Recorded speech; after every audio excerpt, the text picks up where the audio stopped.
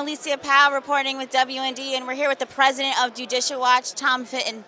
What do you foresee coming with the ongoing Russia probe? Will we see indictments from of Comey and Hillary Clinton? Will they face accountability this year? That's probably unlikely, given the way the Washington is being run these days, certainly out of the Justice Department and FBI.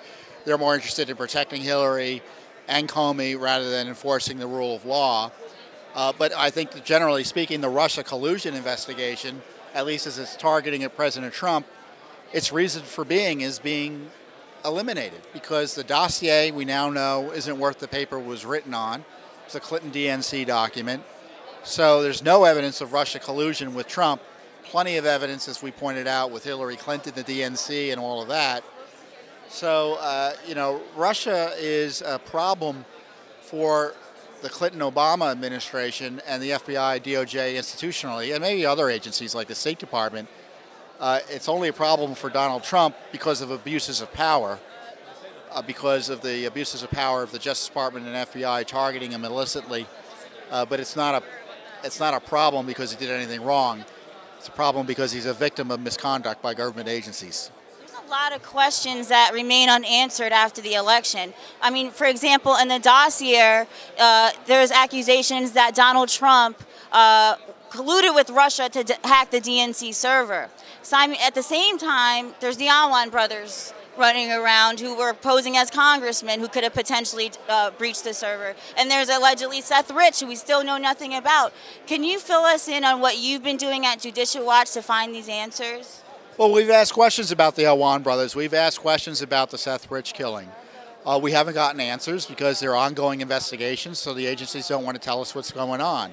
But there needs to be pressure brought to bear about just how that DNC server was hacked, if it was hacked at all, whether it was an inside job or not. And frankly, we can't trust the current establishment to get to the bottom of it. Mueller isn't going to get to the bottom of it. And this is why the Justice Department, the appointees need to step up and take a more aggressive approach to get into the bottom of all these issues. Do you think that everything would be different if the shoe were on the other foot, if it were a Republican candidate trying to rig the general election against a Democrat? Oh, sure. I mean, the FBI's collusion. Yeah, the difference would be is that you wouldn't. The concern is that no one is above the law. And right now it looks like the Obama-Clinton gang are above the law. On the other hand, no one should be below the law or beneath the protection of the law. And President Trump is being treated as if he doesn't deserve the protections of the law. And you do whatever you want against them if you're the FBI and Justice Department. It doesn't matter. And that's got to stop. But Hillary Clinton certainly seems to be above the law through Watergate and Emailgate and Benghazi. And what are your thoughts on that? Well, as far as I'm concerned, there's enough to arrest Hillary Clinton now. And I just want the Justice Department to finally start enforcing the rule of law. So Jeff Sessions be fired or? Well, I don't know. Jeff Sessions has recused himself from Russia. I think he's recused himself from the Clinton email investigation. So the next person up is Rod Rosenstein. What is he doing?